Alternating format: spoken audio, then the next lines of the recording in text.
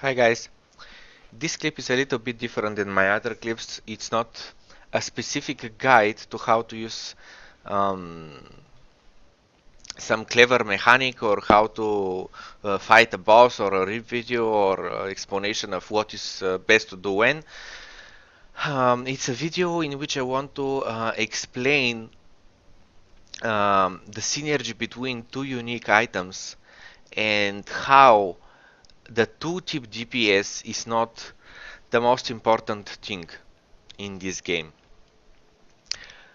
Saying that about the two-tip, I'll start with this gem here, the Fire Penetration gem.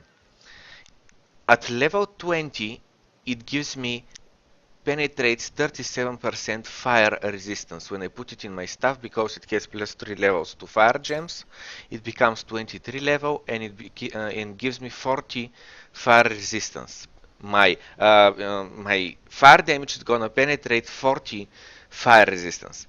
So let's imagine this is unconfirmed information because it's not publicly posted anywhere by GGG, but let's imagine that the monsters, just like the players by default, have 75 fire resistance cap, meaning at the moment I have 76, 75, 75 resistance, but I'm overcapped to 235, 251, 149 because I'm on normal. If I go on merciless, I'll be 75 and overcapped with about 20, with 15 here, with 16 here, with 14 here, and here with a lot, with 100. Okay, so overcapping resistance means that even if you have 10,000 resistance, you're still capped on 75, so you take at least 25% of the damage that is done to you. Okay, I know that this is obvious for a lot of players. I just want to put it there if there is anyone who didn't know it, to catch up. Okay, and what this gem, the fire penetration gem, does is to reduce this cap with 40%. So from 75 minus 40, this will be reduced to 35. This is the cap. Now let's imagine a monster that have zero resistance. When we reduce its cap from 75 to 35, he still has zero resistance. It's irrelevant. It doesn't do anything. This gem literally, with it, I have 9.8k 2-tip DPS. Without it, I have 9.7. It gives me just a little bit because of the quality of the gem, because of that 7% increase fire damage. So,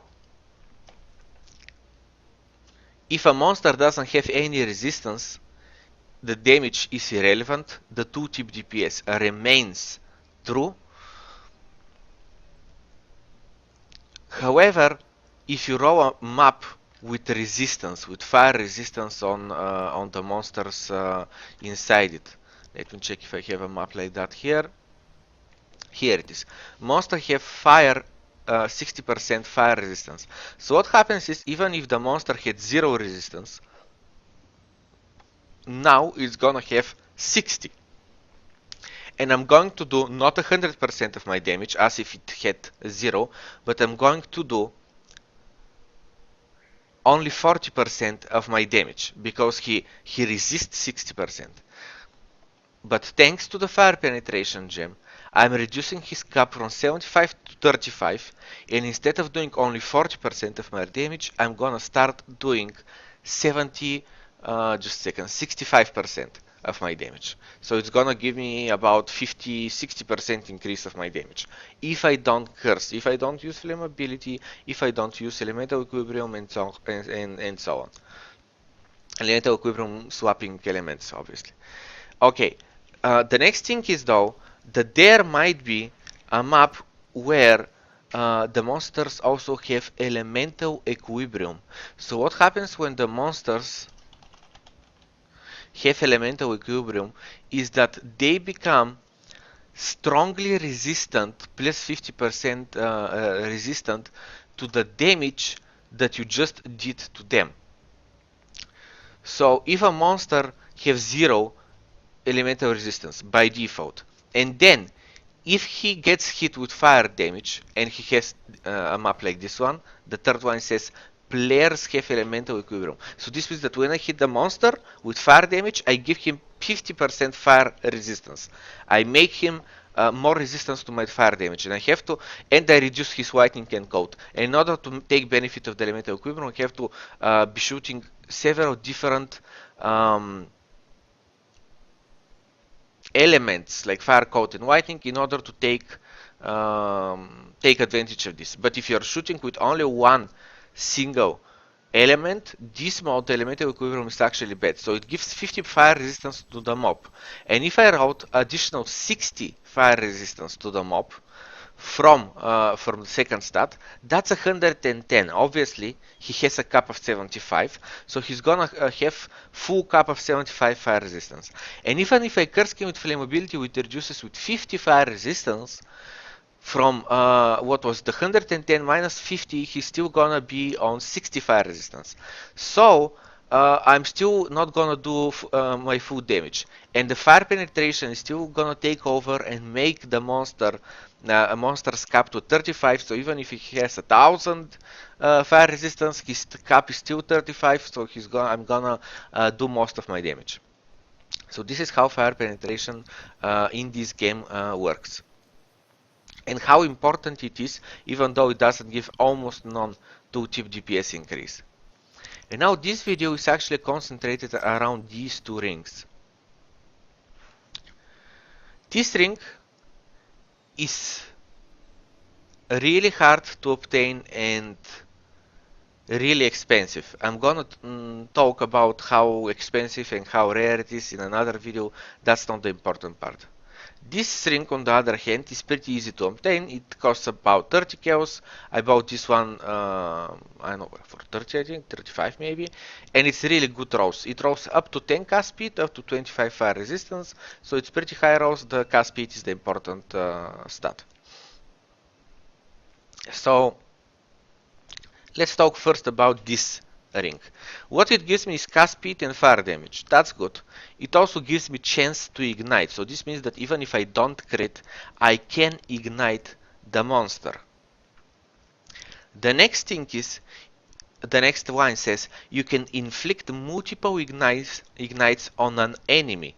So usually in Path of Exile, when you ignite an enemy, this means that you either have chance to ignite, either you crit him. And what happens is the damage that you've done is gonna be applied a second time over the next 4 seconds. This is how Ignite works. And let's say that you are a crit build and you crit constantly, like crit, crit, crit, crit. Each of these crits that does fire damage, and let's say the first one does 1,000, the second one 900, the third one 1,200, and the last one, let's say that it does only 500 for whatever reason. What happens, the ignite, it works like this. If the enemy already have an ignite on it, the new ignite that you cause through a new crit or chance to ignite is not applied to the monster unless it's a higher value, unless the hit was higher, and therefore you're gonna ignite the enemy for higher damage and make him burn for higher damage. So if you crit for, let's say, 2,000 damage, and the next 3 seconds you ignite with less damage, let's say with 2k, 3k, 2k again, and so on, the next ignites are not gonna rewrite the first one, which was the strongest one with 4k damage. And once the 4k damage ignite ends at the 4th second, then one of the previous ignites will take over after him, because it's the next in line to be applied. However, it's gonna be applied for the remaining seconds, not for the full duration, obviously. Okay, so this is how Ignite works, and through this ring you can inflict multiple ignites. So each time you crit, you ignite the monster with a second ignite, third ignite, fourth ignite, fifth ignite, and starts burning faster and faster with multiple ignites stacked on it. However, it also says your critical strikes do not deal increased damage. So this means that if you're a crit build, the awesome part about crit chance and critical strikes in Path of Exile is that also you can scale the critical strike multiplier, which is how much damage you do when you actually crit. In most games, the critical strike is 2 times the damage or 5 times the damage. In this game, you don't know. Each character has different critical strike multiplier value, and each character, some do 2 times their damage, some do 10 times their damage, some do 5 times their damage. This is how it works. So this ring removes your increased critical strike damage. So what happens is, regardless how many times you crit for how much damage, you're gonna ignite always the enemy for just your normal damage, without the increased critical strike value. So this means that this ring is best for non-crit builds that stack chance to ignite. And the last line says 80% less burning damage. What this means is that if you're supposed to do one time your damage over 4 seconds, you're gonna do only 20% of your burning damage, of your damage over the next 4 seconds. So it makes the ignite stackable, however it makes them much weaker. It's questionable if it's better or it's better to just stack up one ignite and at all not have this ring, or it's better with the ring and be able to stack multiple ignites. Again, this video is not about that discussion. There are different builds, some prefer the one, some prefer the other. Okay, this is about this ring that I wanted to explain. Again, the highlights are, it gives fire damage, cast speed, chance to ignite. It allows you to do multiple ignites on the target. It removes your critical strike damage, so therefore it's better to be chance to ignite build instead of crit build, and it nerfs your ignites, your burns a lot, so they are not OP as fuck. This is the third chaos ring. This ring is worth many exalts because it's really hard to obtain, because the way to obtain it is really hard. It's not a random drop like this ring. Okay, so what this ring gives you, it's a prismatic ring with all resistance, blah blah. The first one says something very important. It says 10% increased damage per freeze, shock, and ignite on an enemy. On the enemy, okay. So what this means that when you ignite the monster, you hit him with 1000 damage, you don't have, let's say, any increased damage. You hit him with 1000 damage, you ignite him, you're gonna do another 1000 damage over the next 4 seconds. But then, because this ring gives increased damage per ignite, shock, and freeze, your next hit is gonna do 1100 damage. 1100, because now you have 10% increased fire damage. But also it says per ignite, shock, and freeze. So if you did cold fire and lightning damage and you shocked, froze, and ignited the enemy, you're gonna get 30% increased damage, and you're gonna do 1300 damage on the next hit. I don't do fire, cold, and lightning, I do only fire. So this means that when usually when you ignite, you just get that 10% increased damage, which is low value, because on the passive tree there is so much 20 increased damage, 50 increased damage, 10 increased damage, and so on, that it's just irrelevant. The ring is not that great, wasn't that great. But when it synergies with this ring that allows you to inflict multiple ignites, what happens is that at the moment, I just bought yesterday a level 1 20 quality chance to ignite, which gives me 36% chance to ignite, and my casts per second are 14, let's say that they're 14, and my chance to ignite is at the moment 54%, but let's imagine that it's 50% for easier math. So I cast like this 14 times a second. I have 50% chance to ignite. So this means that we divide 14 by 50%, by half. So this means that I ignite 7 times per second. So with those two rings on, I ignite the enemy 7 times a second, which through this ring, I ignite it 7 times with this ring, and then through this ring I get 70% increased fire damage. And then I can continue doing this for another 4 seconds, and it's gonna stack and stack and stack and stack and stack.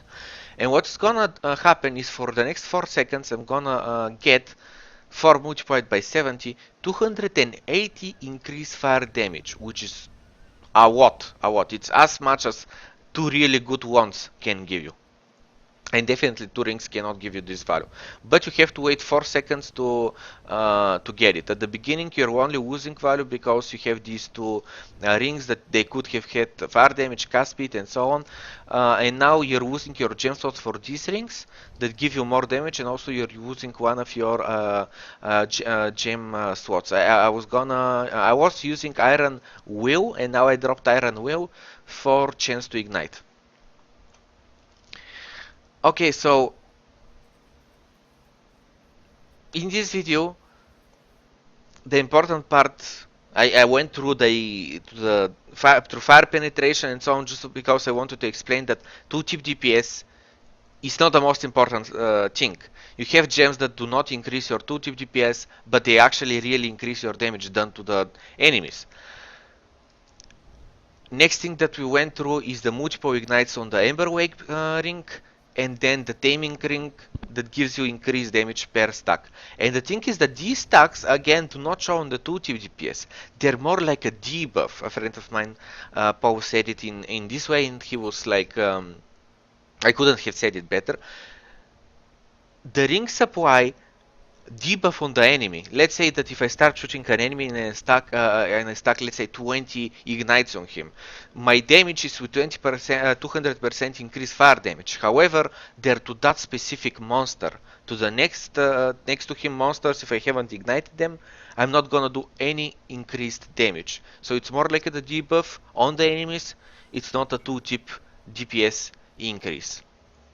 Okay guys, well, this is about this video. I hope you enjoyed. I hope you learned something about two pretty unique and synergizing in a really interesting way rings. And if you haven't exactly knew how fire penetration works in this game and how critical strike works in this game, because I went through that, I hope you learned something interesting. See you guys in the next video.